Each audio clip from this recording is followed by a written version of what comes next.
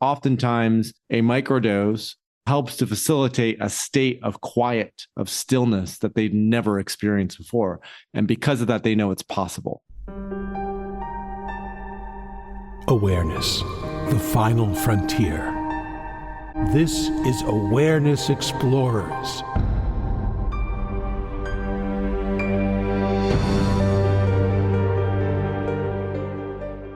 Welcome, friends, to another episode of Awareness Explorers. I'm the co-host, Jonathan Robinson. I'm with my friend and co-host, Brian Tom O'Connor. And we got a guest that I'm very curious about because I have lots of questions and we're in a similar field, and that's Paul Austin. Some of you might know him. He's a prominent figure in psychedelics, and he's guided millions to safe and meaningful psychedelic experiences through his work as the founder of Third Wave. He's curious about the convergence of psychedelics, personal transformation, and professional success, and how they weave together to help form a meaningful existence. And Paul empowers leaders, creatives, and pioneers to leverage psychedelics for profound personal and professional growth. And he views utilizing psychedelics as a refined skill cultivated through mentorship, exploration, and purposeful use, critical for humanity's ongoing evolution. Welcome to Awareness Explorers, Paul. Thanks for having me on, Jonathan, and congratulations on getting through that word salad in my bio. Well, we have a similar mission, Paul, in many ways. And that's why it was fun to meet you last month in person and talk to you and be able to interrogate you for a full hour or so. I can't wait. I'm looking forward. So I'm going to let you start, Brian, because I'm just chomping at the bit, but I want to make sure you have time to ask Paul some questions. Well, I do have some questions, but it's interesting because Jonathan and I are coming from very different points of view, and not points of view, but I should say experience, because whereas Jonathan is experienced in all sorts of substance use for spiritual and psychological growth, I haven't since I was in college in the early 70s. And then we only did it for basically recreation. In other words, it was so that I could sit around and laugh with my friends.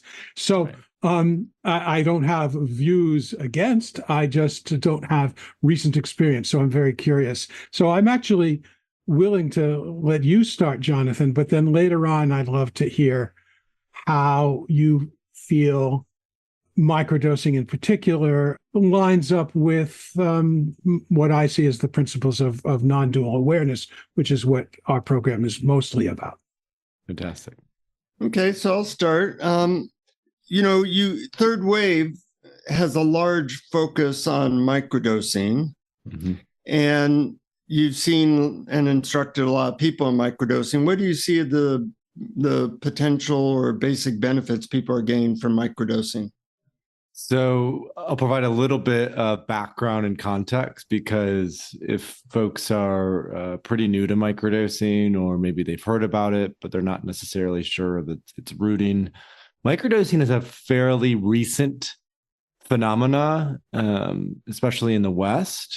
In the 50s and 60s, during the second wave of psychedelics, the overwhelming emphasis was on high doses, therapeutic doses, macro doses, whatever you want to call it, for spiritual transformation and for clinical use. There were over 1,000 clinical papers published on the efficacy of LSD for addiction, anxiety, depression, et cetera, et cetera.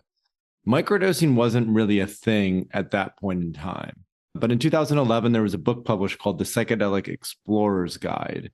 And in that book, there was a chapter dedicated to microdosing and some early anecdotal reports of folks who started to follow a microdosing protocol, where essentially they would take a very low dose of either LSD or psilocybin mushrooms 2 or 3 times per week for a period of 5 to 6 to 7, maybe even longer weeks.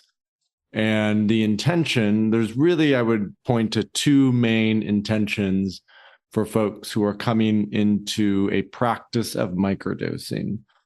The first and quite prominent one is the therapeutic use of utilizing low doses of psychedelics. There are a lot of individuals who have been on Prozac, Zoloft, Lexapro, antidepressant medications for a very long time.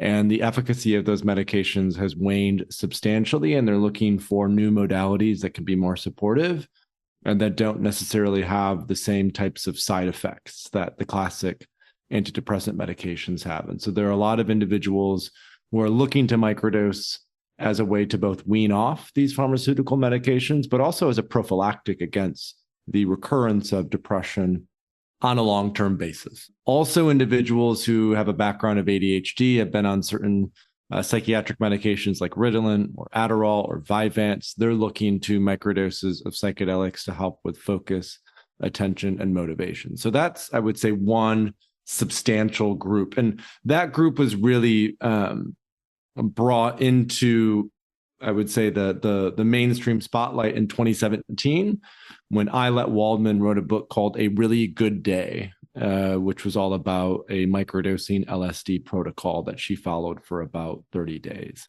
The other group, we could say, are folks who are healthy normals. They are interested in microdosing for either performance. So this is the more tech bro, Silicon Valley crowd where, hey, how can I take a low dose of LSD or mushrooms to help with productivity, to help with creativity, to help with communication, but also spiritual exploration. A lot of people are looking at how can I combine low doses of psychedelics, microdoses, with my meditation practice or with breath work or with yoga or other forms of modalities that are non-psychedelic that can be slightly enhanced and amplified through the psychedelic experience. And the crux of the benefits, I would say, I would point to two main things. One is its impact on neuroplasticity and helping the brain to reconnect neural networks that have gone offline. It can be very helpful for energy, mood, depression, things like this. So that impact on neuroplasticity is a core principle of its overall benefit. And also its impact on downregulating the fear response from the amygdala. So oftentimes the things that we feel are most beneficial for our path of growth and development are also things that we may have some fear of. And so what we've found is when folks commit to a microdosing protocol, it just helps to downregulate that fear response enough where a more courageous aspect of self comes out to play. And that means individuals are able to make choices and decisions that may be difficult or may be challenging, but at the end of the day are in their best interest for their path of growth and development. So that's sort of the basic context of why folks are coming into a microdosing protocol. Wow, you laid out the territory really well there. But I'm curious about a term you use. You referred to the second wave and the third wave. What are these? What are the first, second, and third waves for people who don't know about them? Yeah, it's a great question. So the first wave is the ancient and indigenous use of psychedelic or entheogenic plant medicines for thousands of years. What a lot of folks don't realize is that we've had, by we, I mean we as a human species have had an intimate relationship with entheogenic or psychedelic plant medicines for potentially thousands, if not tens of thousands of years. And we know that the ancient Greeks utilized a beverage called koukion, which was made from ergot, the same thing that LSD is made from. We know that in the ancient Vedic scriptures, they wrote about something called soma, which was assumed to be a psilocybin mushroom potion. We also have archaeological evidence of the use of peyote in Mexico as long as 15,000 years ago, and the use of yopo, which is a 5-MeO-DMT snuff, and ayahuasca in the Amazon for at least 1,000 years. So there's a deep lineage, both in ancient, and I say ancient because I mean ancient Greeks, the ancient Vedics, these people who had ancient civilizations, the way that we think about it, but also indigenous folks, especially in the Americas, have had a deep and rich relationship with plant medicines for a very long time. Unfortunately, when Christianity became the official religion of the Roman Empire in the 4th century, they nixed these psychedelic Eleusinian mysteries that the ancient Greeks were participating in because they were too pagan.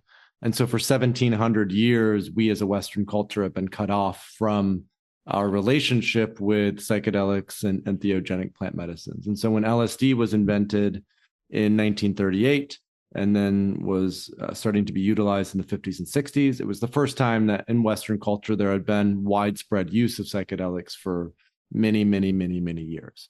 And it went well initially, but didn't end so well. And what I typically say is the problem wasn't LSD necessarily. The problem was that people were just doing way too much LSD way too often. And so that's where I looked at microdosing as that bridge to cultural accessibility in this third wave of psychedelics, that if we're going to amplify psychedelics in this mainstream global culture, that taking just a little bit, a couple times a week could be beneficial or even more beneficial for the majority of people, rather than going straight for the sort of God experience or the mystical experience that so many consciousness explorers were navigating in the 60s. Yeah, and in your book, you compared it to aspirin. I found that interesting, how we used to take a lot of aspirin and then found out less is beneficial. Yeah, that metaphor comes from one of my mentors, Jim Fadiman. So Jim was the author of the Psychedelic Explorer's Guide, and Jim is really the godfather of microdosing today. And he's like, yeah, as you said, we used to take a ton of it and it didn't work so well, but you found out if you just take a tiny bit of it, that it could be really helpful. And I think the same is true for psychedelics. Obviously, the therapeutic use of psychedelics at high doses, if there's a really great container, if prep and integration is honored, if the facilitator knows what they're doing, it can be transformative. And inevitably, there's more risk the higher dose that you take. And so if folks can just have these lower doses of psychedelics almost as a way to baby step into the more intense ego-dissolving properties of high doses of psychedelics, it can, I think, smooth the overall process of working with these ancient plant medicines. Well, you guys are giving a really good background. I like the way that you mentioned that there's, two very separate audiences. I like to think of them as three separate audiences: people who use microdosing for mood type stuff, people who might use it for productivity or creativity. And then a very different area is the spiritual integration part, which is really how I've used it, that I like taking a small amount of LSD or psilocybin mushrooms and then going about a normal day. Because then I get to see what Jonathan would be like if he was 20% more spiritual. And what is Jonathan like when he's 20% more? He's amazing. He's a lot better than the normal Jonathan. My wife likes him a lot more. My dogs even like him more. And I like him more. Your dogs love everyone, regardless. That's true. But, I'm more present. I have less thoughts. Things are more beautiful. I'm more slowed down. And I also find that any spiritual tool that I use works better. We talk a lot about spiritual methods here, and it really doesn't matter what the tool is. It all works better on a little bit of mushrooms. And I think that the microdose can be kind of like a training wheels of learning how to ride a bike. Once you know what quiet is or what stillness is or the background of awareness with the help of some microdose, then it's easier to get to that when you aren't taking the medicine as well. So do you know many people who are using it in that particular way? Well, it's interesting that you bring that up. There's a great phrase that I like, which is, how do we turn altered states into altered traits? Yeah. And what was very present in the 60s is, with the widespread use of LSD in particular, a lot of the foremost prominent meditation teachers of the last 40 to 50 years started their spiritual path with psychedelics, not microdoses necessarily, but higher doses. Because when we have this high dose experience with psychedelics, all of a sudden the clouds part, we're able to see this mountaintop of our higher self or who we feel called to become. And it provides a model or even an imprint for us to practice coming back into as a way to turn that altered state into an altered trait. And the reason I mention that is after that high dose experience, what occurs is, we talked about neuroplasticity a little bit already, but there's a critical learning period that opens up. And that critical learning period means for 2 or 3 weeks after a high dose experience, it becomes much easier to commit to a meditation practice, to remember or journal about purpose and deeper meaning, to have maybe challenging or difficult conversations with ourselves or with loved ones in our lives.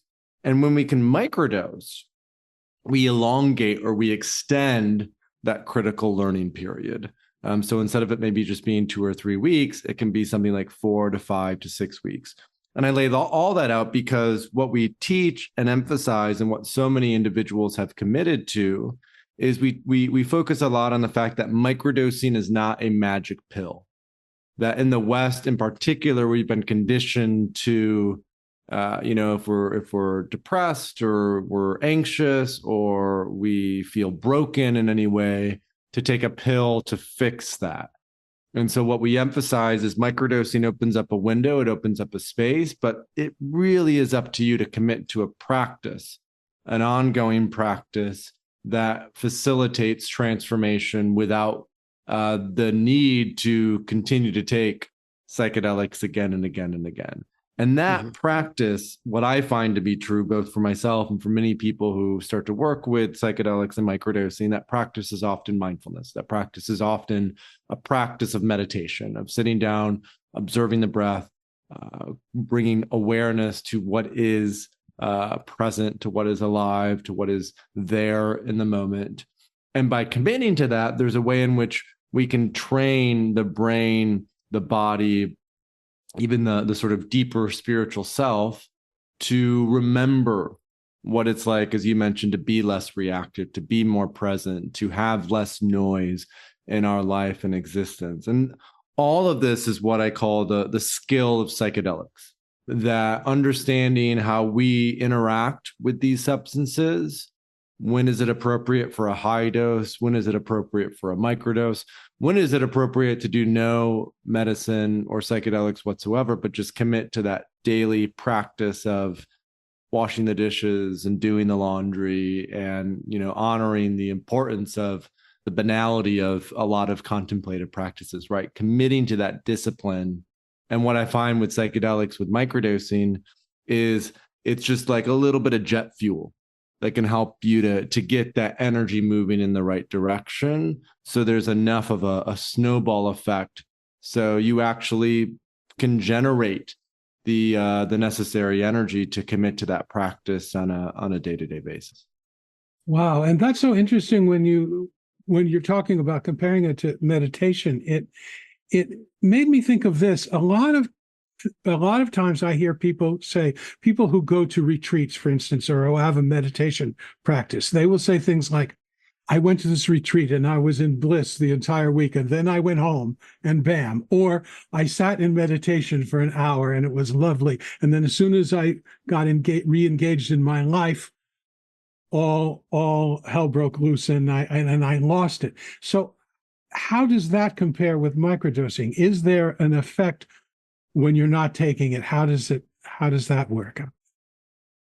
So what folks typically find is it takes about 2 weeks. So in the beginning, I talked about a microdosing protocol. That microdosing isn't just on a random day, you take a little bit of a psychedelic and see what happens. That microdosing is really a protocol where you're committing to taking a low dose of LSD or psilocybin mushrooms 2 or 3 times a week for a period of a month to 2 months, maybe upwards of 3 months. And so what we emphasize with folks is it's really important to pay attention to the trajectory, not just how you feel the day of. And it's similar to meditation in that way, right? Like anyone who starts a meditation practice doesn't expect to reap all the benefits after sitting on the cushion for just a day or a few days or even a week straight. There's an emphasis on sit on the cushion at least for 1 month straight. And after a month, you might expect to see some benefits, less reactivity, more presence, less chit chat in the mind, more patience. Your heart might be a little bit more open. So I think that's very similar to microdosing, where we're really looking at day 1 to day 30 or day 1 to day 60. And the benefits that people experience are very, very similar to what folks experience with a mindfulness meditation practice. And that's why I love combining the two, because I think there's a synergistic effect, 1 + 1 = 3 effect. In fact, in this vein, Johns Hopkins has done clinical research comparing the brains of long-term meditators to those who are on a high dose, not a microdose, but a high dose of psilocybin. And these long-term meditators, they've been, I think, meditating for 3 or 4 hours a day for 30 to 40 years, which both of you may even qualify for. And they looked at the brains of those long-term meditators, and it turns out that those brains looked very, very similar to those who were on a high dose of psilocybin, that they were almost indistinguishable. There were a couple small differences, but they were very, very common.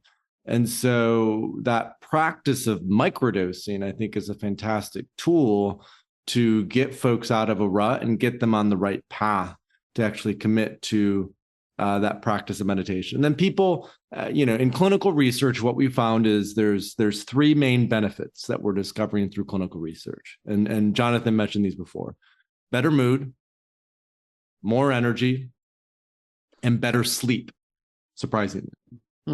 So better mood, more energy, better sleep.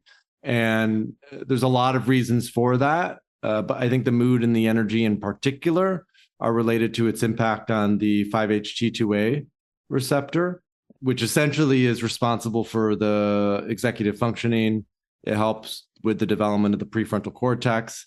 And by activating the 5-HT2A receptor, it helps to regrow these dendrites, or these neurons that have started to die away. When we start to regrow those dendrites and neurons, all of a sudden, there's an energy of creativity, there's an energy of momentum, there's an energy of, okay, I don't feel like a victim anymore. I don't feel like life is happening to me. I really feel like I'm a creator, and I actually have agency and autonomy in how I want to live my life. And that, especially for people who struggle with depression, that's such a huge, massive shift that they haven't experienced maybe ever in their lives.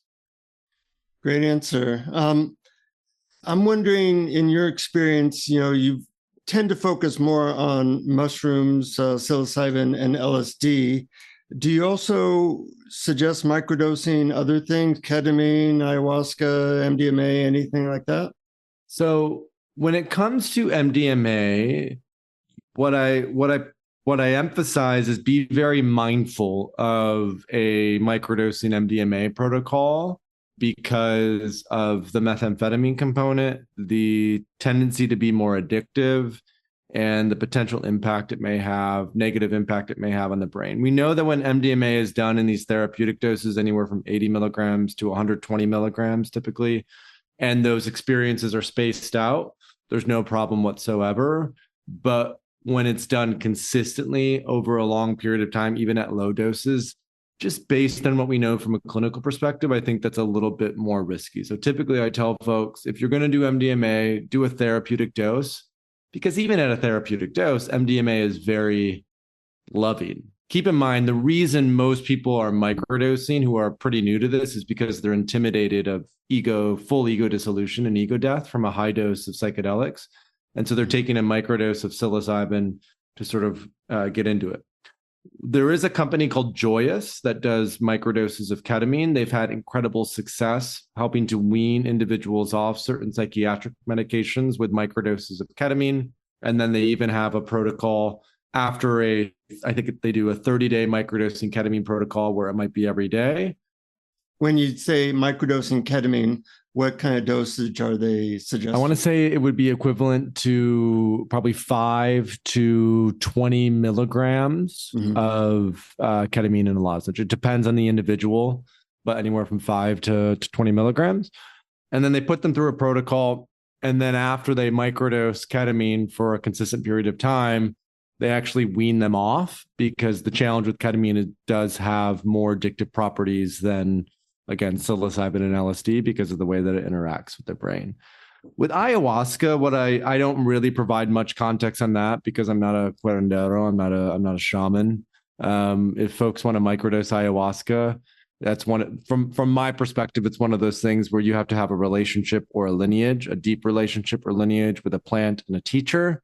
And if you want to microdose under their guidance as part of a deeper medicine path with ayahuasca, then they will be the best ones to guide you in that.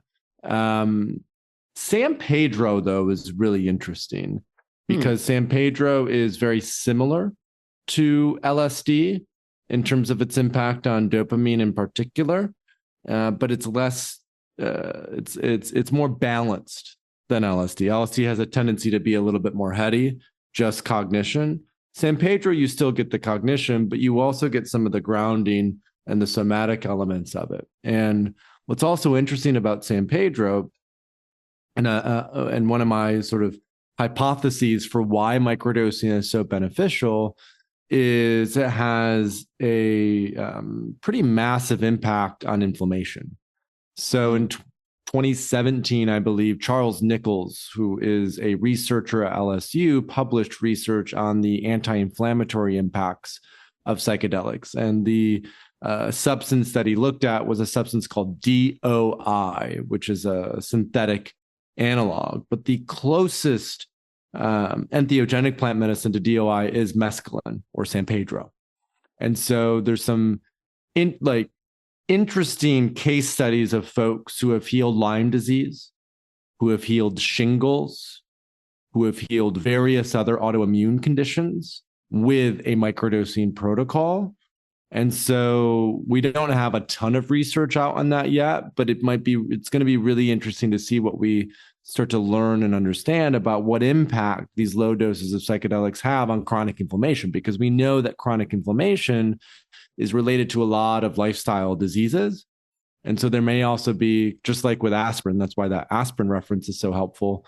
There's likely a purely physiological benefit in taking these low doses of psychedelics, and that's related to its impact on chronic inflammation. And just to sort of finalize that point, because of the vagus nerve, we're learning more and more about the mind gut, or the body gut connection, right? The gut brain axis is what we call it. 90% of our serotonin receptors are actually located in our gut. And so when we're taking a low dose of a psychedelic consistently, it's activating those serotonin receptors. For many people, it's helping to lower chronic inflammation in the gut, which then also lowers chronic inflammation in the brain. There's a distinct and direct relationship between those two. And so when we lower chronic inflammation in the brain, again, there's this sort of inner healing intelligence that comes online.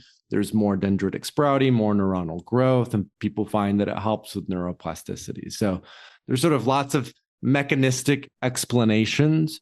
And at the core of it, there's a state that is trained, I believe, through intentional low dose psychedelic use. And it's incredibly beneficial to combine that state with a practice of meditation or other non-dual practices as a way to facilitate greater presence, awareness, and love. Mm-hmm. Brian, I know you had a question about the relationship to non-dual states. So I do, as a matter of fact.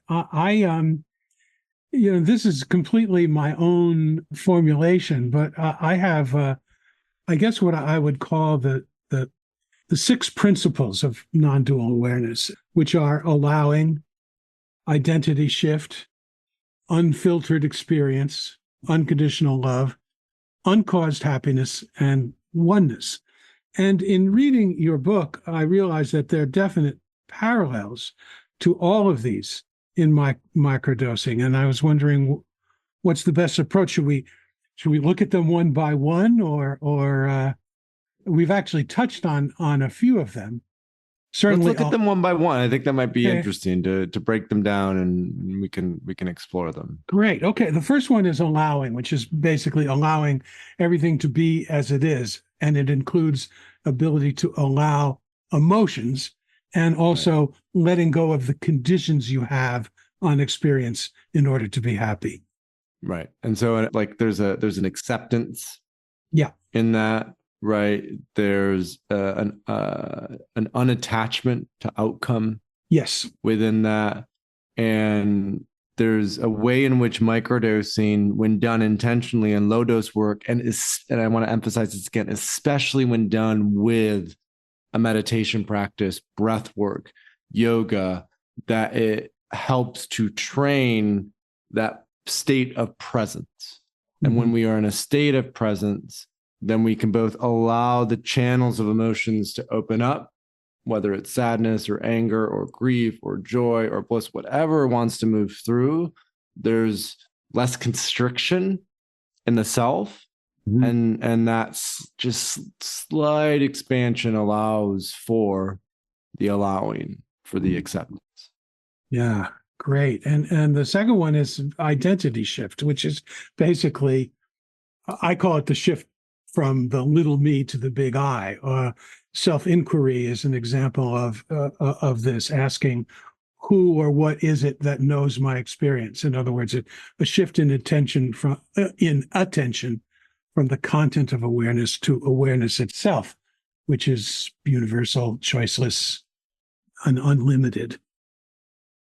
And and for a lot of these, with oneness and unconditional love as well, there's a way in which microdosing opens that aperture a little bit in terms of that identity shift. And from my perspective, part of the explanation is we're developing or cultivating a relationship with an intelligence that is outside of ourselves. So part of the interesting aspect when people start to work with psychedelics is the ego dissolving properties, sure, but also the fact that psilocybin, ayahuasca, and some of these other entheogenic plant medicines have an inherent intelligence within them. And so there's a way in which the identity shift is a result of this symbiotic relationship that we're cultivating with the entheogenic or the plant medicine that we're working with.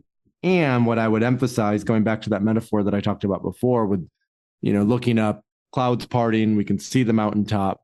The high dose psychedelic work has a much more, I would say, fundamental and intense impact on that identity shift. And that microdosing is often a tool that is used for the integration process. So that way, that new lens that opens up, that new perspective on identity becomes something that is not just a fleeting memory from a high dose experience, but actually becomes wired into the way that we approach our life and our existence. I like the way you put that, Paul, that the high dose shows you the mountaintop, and then the microdose can help with the integration of the identity shift. I think a lot of people haven't come to that conclusion necessarily. So, but those are like peanut butter and chocolate. They work well together. Exactly. The next principle I call unfiltered experience, meaning experiencing what I would call now, here, this, now, period, here, period, this. What's happening right now, quieting the story about the past and the future, and being less attached to thoughts and emotions. And of course, a lot of these principles overlap. Right. And this is where I go back to what Jonathan was mentioning, and even what we know from fMRI scans in the brain, for example. When we take even a low dose of a psychedelic, there's greater connectivity between both hemispheres of the brain. And we know that when that greater connectivity is facilitated, there's an ability to really sink into the present moment. And so when we're looking at those low doses of psychedelics, especially if someone is pretty new to contemplative practices or they're brand new to psychedelics, oftentimes a low dose, a microdose, helps to facilitate a state of quiet, of stillness that they've never experienced before. And because of that, they know it's possible, right? And now I will say some folks need a high dose. There are some folks who are so neurotic, who are so in their story, they have so much chit chatter that just a low dose isn't going to be enough to really kind of create that unfiltered experience.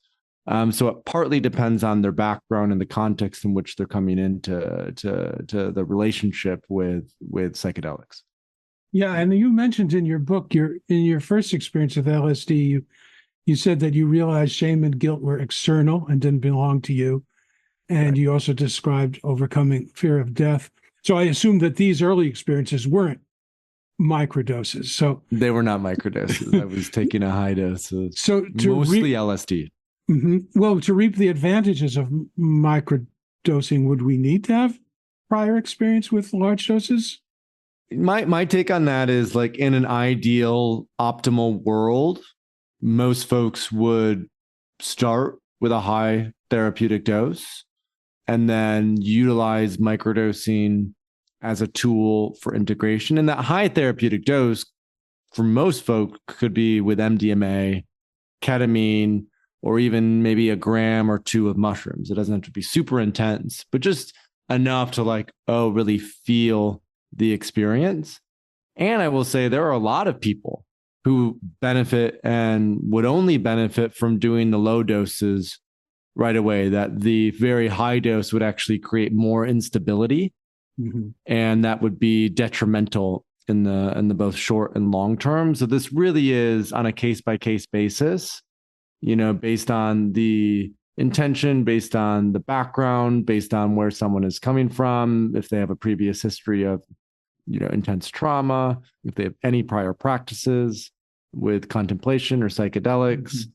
Mm-hmm. It depends on so many of those factors. So it's probably best for them to talk to a guide, a facilitator, a coach, a therapist, a facilitator, a practitioner. Right. Exactly. Yeah. Precisely. Yeah. Speaking of that coaching, I know Third Wave has programs for helping people become psychedelic coaches.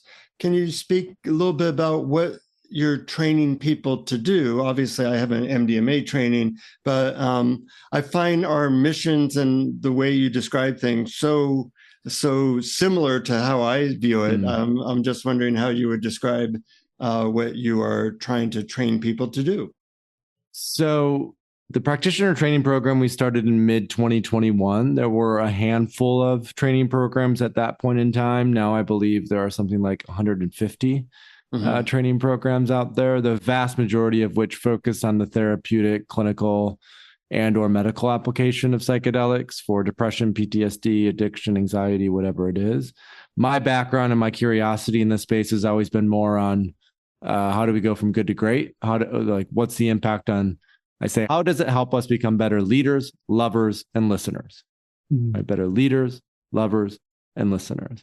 And so I wanted to develop a program that was trauma informed, sure. And we have a lot of people with clinical backgrounds. We have medical doctors, we have clinical psychologists, we have clinical therapists who are part of the faculty, but more of an emphasis on the creative aspect, the self-actualization, the sort of reaching the pinnacle of this higher self that we know we can become.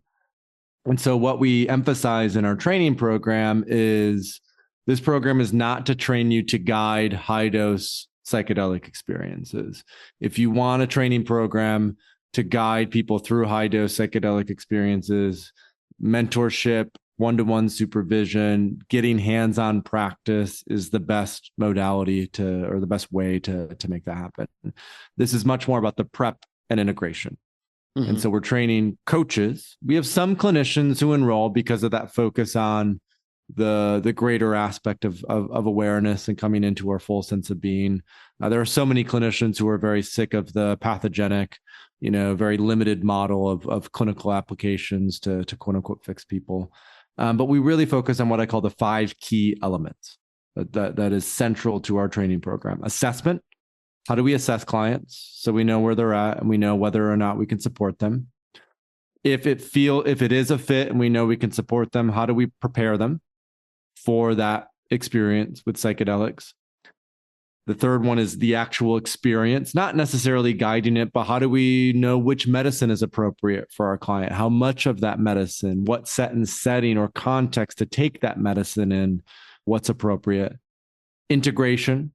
Then how do we integrate after that experience? And then microdosing. How can microdosing elongate that critical learning period to make it easier to weave in behavioral change in the long term. So assessment, preparation, experience, integration, and microdosing. That's really the key, what we emphasize, the key five key elements in the training program. And so by the end of the program, the promise is you'll know how to assess clients, you'll know how to prepare clients, you know how to help clients navigate which experience is ideal for them, how to help them integrate, and how to support them with microdosing. And for most people, that's enough. And I would also say, the metaphor that I think is apt here is like with surfing. That so many people look at surfers and they go, oh yeah, surfing's about riding the wave. And yet anyone who's surfed before knows that surfing is about 5 to 10% of it is riding the wave. The vast majority of it is, where are you choosing to paddle out? How are you communicating with other people that are out in the water? How are you choosing the right wave to actually catch? How are you cultivating a mindset before you even go out there, so you're in a state of presence and equanimity? And then finally, how are you catching the wave? And I think a similar thing is true with psychedelic work. So many people overemphasize the giving the medicine to someone and don't do nearly enough work or diligence on how are we assessing clients, how are we preparing clients, how are we just choosing which medicine is appropriate, how much of that medicine, and what set and setting, and then how are we helping them to integrate and potentially microdose. And so I think 80% of it is everything that happens outside of the actual guiding. And we'll all be better off if we train coaches, practitioners, clinicians in how to master that aspect, with an understanding that the experience itself, as what I've found to be true, is as long as there's just a safe and loving presence that is holding it, that really the experience is about our own journey going inwards and just feeling safe enough to unpack and unwind all aspects of ourselves so we can explore our deepest and darkest crevices and corners and explore joy and bliss. But that, again, what I find personally, unless you're working with ayahuasca within sort of an indigenous or shamanistic lens, so much of great facilitation and guiding is this sort of loving and abiding presence. There's really not much a guide has to do. That's what I've found to be true, in order to create a safe presence for folks to explore their innermost aspects with psychedelics. Well, that's a great segue to my fourth principle, which is unconditional love, which is seeing that love is primary, that all is really made of love. Love all is, you need is love, is the Beatles said. Exactly. That would be a good song. All you need is love. And it's usually, when people have these experiences with psychedelics, it's always so cliche. And yet after coming out of it, folks get why the Beatles wrote that song. I mean, obviously the Beatles were doing a lot of LSD at the time, right? And so there is this deep experience of unconditional love that opens up with these medicines that for most of us, we have never, ever experienced in our lives. Even if we had great parents, right, who are really present, they are in and of themselves imperfect. They can't necessarily love unconditionally. And yet psychedelics open us to, it could be God, source, oneness, the mystery, whatever it is. And there's a channel of deep and unconditional love that is experienced in those moments that is often profound and life-changing for so many. Beautiful. The next principle is uncaused happiness. That's what I call it, which is seeing happiness as our default state, which is only covered up by our incessant thinking about the past and future and our incessant fixing.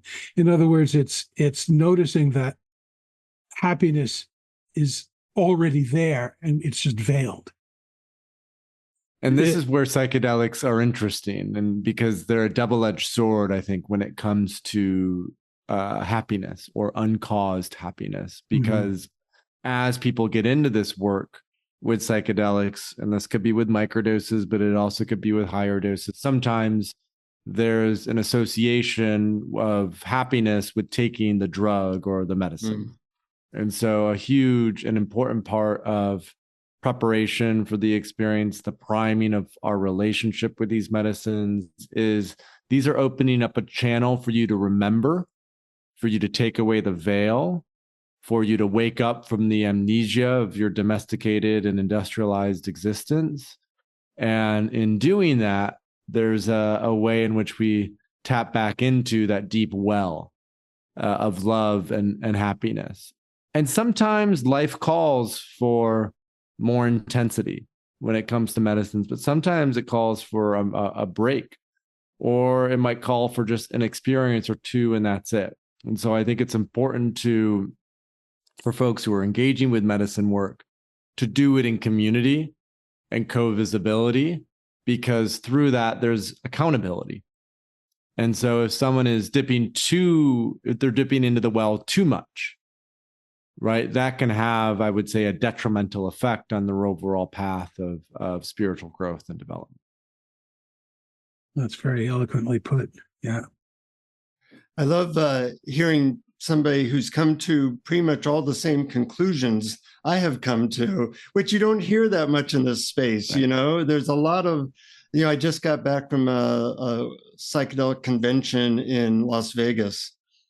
And, my head was on fire. My hair was on fire with some of the people presenting, just sell massive doses of mushrooms to anybody who comes in, and all kinds of strange ideas, so-called spiritual ideas of working with crystals and all kinds of stuff, which I thought was missing a lot of the most beneficial aspects of these medicines, including the idea in America where more is always better. And the microdosing movement is obviously a shift from that. And so important to know. What do you think is the future of psychedelics and perhaps microdosing and third wave? A great question. So the third wave of psychedelics is really just, I would say, starting to hit in a more substantial way.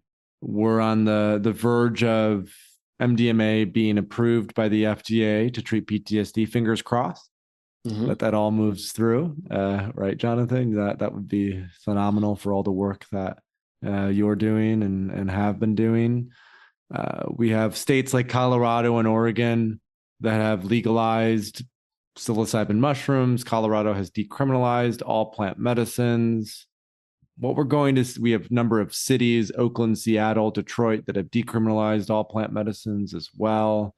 So we're seeing this sort of tried-in approach to psychedelic normalization between decrim, which just means that local law enforcement spends no money or effort whatsoever in enforcing possession of psychedelic substances, state-by-state legalization in Oregon and Colorado, and then the FDA approval process with MDMA slated for this year and psilocybin slated for probably 2026 or 2027. So that's a lay of the land. What I'm most interested in is the work that we're doing through the Microdosing Collective, which is a 501c3 nonprofit that I started about 2 years ago, that is focused on developing a policy to allow for take-home microdoses of psilocybin.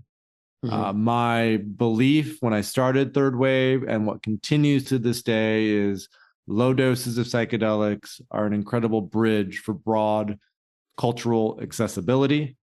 And unfortunately, most of the policy that's being developed right now is for high dose therapeutic use of psychedelics, which require a clinician or a facilitator to be present with you. And I think that will be great for about 10% of people. But the vast majority of people want to do medicine in their own home, under their sort of own autonomy, potentially with the support, maybe whether that's virtual or having a friend who's there to sit and support them, and at low doses. And microdosing in the typical protocol, you might have someone to support you the first few times you do it as you calibrate the dose level to find what's appropriate for you. But after that, you're simply taking it like you would a supplement or a medication at home on a 2 to 3 times per week basis. And the regulations that are being set up currently, like in states like Oregon, if you want to take a microdose, You have to pay a minimum of $500 to go into a service center to get a low dose of a psychedelic and take it at a service center, which is just insane. And no one is doing that. And so what's happening is there's just this massive black market of microdosing supplements and chocolate bars and mints that are emerging. The DEA refuses to go after folks who are doing this because they have so much of their time and energy that is consumed with fentanyl and the opiate crisis. So there's just a proliferation of microdoses. And the challenge of that is we don't know, folks don't know, consumers don't know. There's no consumer protection. You don't know if it's actually psilocybin. You don't know if there's other substances in there. You don't know how it's been developed, where it is. So we believe that with the work that we're doing through the Microdosing Collective, we can develop a legal and regulated policy that protects consumers and ensures that folks can do this in the safety of their own home under the direction and guidance of themselves, or maybe a friend, or potentially a coach or therapist if they feel like that's required. Mm-hmm. You know what I'd like to see is a book, maybe one of us will write it, that really combines a lot of Brian's techniques. Brian is a master at creating these very simple games for exploring awareness, which some, people like you and I probably have access to a lot of those experiences pretty easily, but a lot of people don't. And the bump that you might get from a microdose of mushrooms or LSD, plus the awareness games, is like an immediate aha experience. And you combine two great technologies into one book, and I think that could awaken a lot of people. And I kind of see that as the future, that there be retreats like that, rather than spend 4 days where you're focusing on your breath and people are hitting their head into a wall, not having an experience. Give people a microdose, put them through a bunch of awareness games, and in an hour, they're, I see God right now. This is fantastic. And they haven't abused their body or done anything that can be harmful to them. And that would be exciting to see those two worlds brought more together. What do you say, Brian? Or Paul? I love it. Sign me up if I can help in any way. I'm down. It sounds like a ton of fun. Yeah. Way better than just therapy. Absolutely. Yeah. A lot of people coming to me for MDMA therapy, I see that, they've already done 10 years of trauma work. I'm saying you got what you're going to get there. You might be able to squeeze another percent or two, but really I see a lot of people need to open up to some of the things that you were talking about earlier, the allowing, the raw experience, the loving, all that. And microdose helps to balance out the psychological work that people often have been inundated with. Right. Yeah. Any last words from either you, Brian or Paul, before we maybe do a guided meditation? Well, we might just briefly touch on the very last principle, which is oneness, which is the idea that really there's only one thing going on. It's just energy rising and falling in temporary forms. And when we see that and we see a dissolving of the separation between ourselves and others, then that's related to all the other principles. And I assume, and I certainly know that this is an experience that at least in larger doses can happen. How about in microdosing? Depends on the person. Sometimes at these very low doses, there are channels that are opened up when combined with breath work or meditation. But in and of itself, the intention behind a microdose is much more about the practical and the tangible, rather than fully opening up that non-dual state of awareness. In the integration period, microdosing can be very supportive of helping us to remember what we experienced in that non-dual state. But for oneness, a high dose is usually called for, has been my experience. Although, I do want to say that, I meditate or take a high dose of psychedelics, that oneness is there. That I'm not worried about. That's only 1% of life. The where I spend my time is on email. So, I want to know how to feel a little microdose of oneness while doing my email. And microdosing or an awareness game gives me that microdose of oneness while spending my time doing what I normally do throughout my day. So I want to give that a little commercial for that. And also, speaking of commercials, I will say that Third Wave is probably my favorite website for psychedelic information. You've done a really great job of answering questions, and the clarity of which you speak both personally and on your website is really great. So thirdwave.com is basically it's thethirdwave.co. You could also just Google Third Wave microdosing or Paul Austin microdosing. I'm on Twitter and Instagram at Paul Austin 3W. And then if anyone is interested in that more extended practitioner training program that we have, that's through the Psychedelic Coaching Institute, which is our sister brand with Third Wave. And all of those details can be found on thethirdwave.co as the domain. Great. And your book, which I read, which is really great. What's the name of it? Thank you. Mastering Microdosing. And that's on Amazon. Great. I hear you have a meditation for us. Any words before you want to do the meditation, or shall we go right into that? Let's go right into it, and then I'll kind of weave us from there. Okay, sounds good. All right. So the invitation is just to find a comfortable and seated position to connect your butt, your feet, your breath, to fully arrive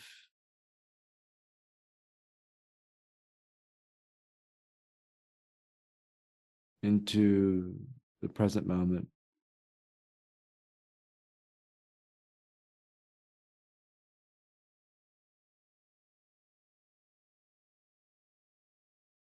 And as you're settling in to the in, to the out, to notice and to observe what thoughts, what emotions are present for you.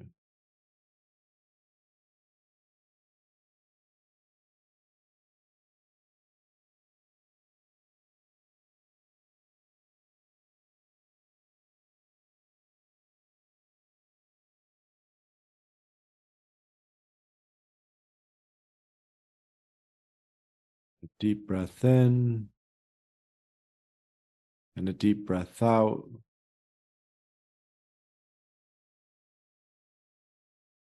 A deep breath in and a deep breath out.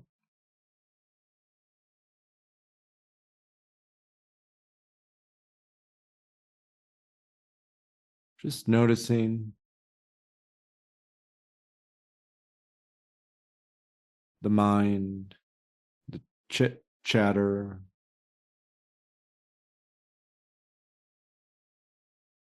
coming back to the breath.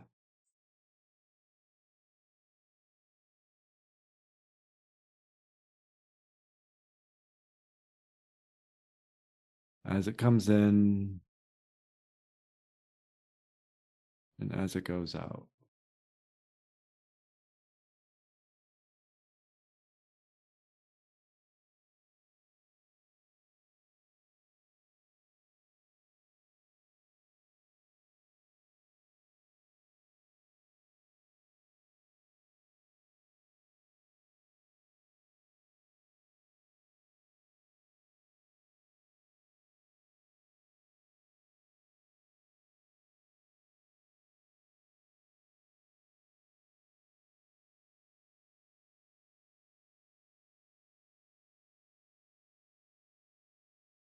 Nothing to do,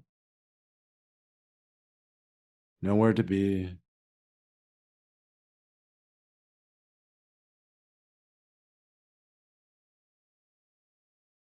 Present moment, is all you need.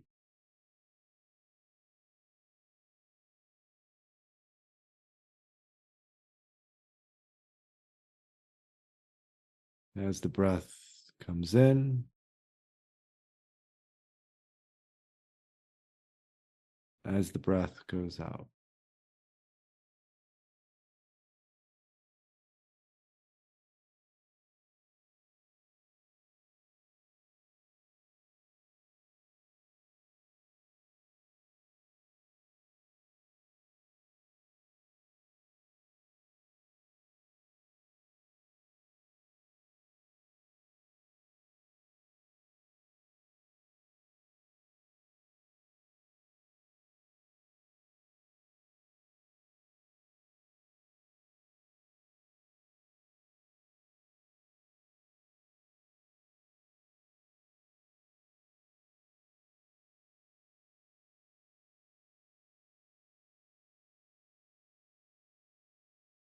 And to close our short little session today, our little microdose of meditation,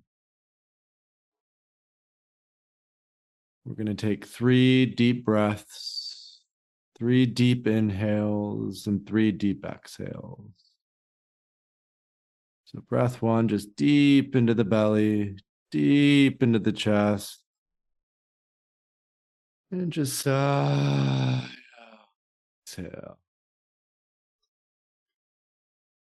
Breath 2, deeper into the belly, deeper into the chest. And a deep exhale.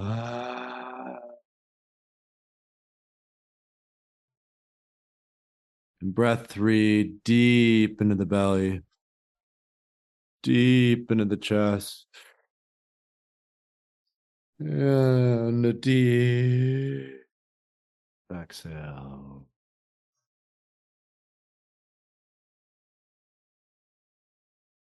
Coming back to the breath. Feeling your toes, feeling your butt. And then when you're ready, slowly fluttering open your eyes, coming back into the present moment.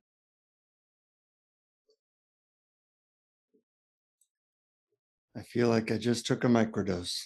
I love these guided meditations we do with our guests because even on Zoom and even with just the 3 of us, I just feel this shared energy, which I just did then. And, over and above what I might all by myself. Yeah, there's still a field of coherence, even over Zoom, as we're all thousands of miles away. Which amazing, eh? Yeah, which makes no sense, but I've now convinced Brian that exists. So I feel like that's a major win. Yeah, I'm the skepticalist, spiritual type person in the world, but a lot of skepticism drops away over time. Yeah, that's right. A healthy amount of it is good. It's important. Keeps us honest. Yeah, keep us honest. But openness is also good. Yeah. Well, thank you both. Thank you for facilitating this conversation today and for having me on the podcast. I had a ton of fun. Thank you. Pleasure. Doing great work, and the psychedelic community is lucky to have all that you offer. Thank you, Jonathan. I appreciate that. We'll be in touch. I'll see you in a couple hours. That's true. Until next time, all our friends, keep exploring. Keep exploring. Thank you for listening to Awareness Explorers. To learn more, you can check out our website at awarenessexplorers.com. Please subscribe to our podcast on your favorite podcast app. We'd love it if you would post a review. And please share our link on Facebook and with family and friends, because knowing yourself as awareness is the greatest gift you can give yourself or someone you love.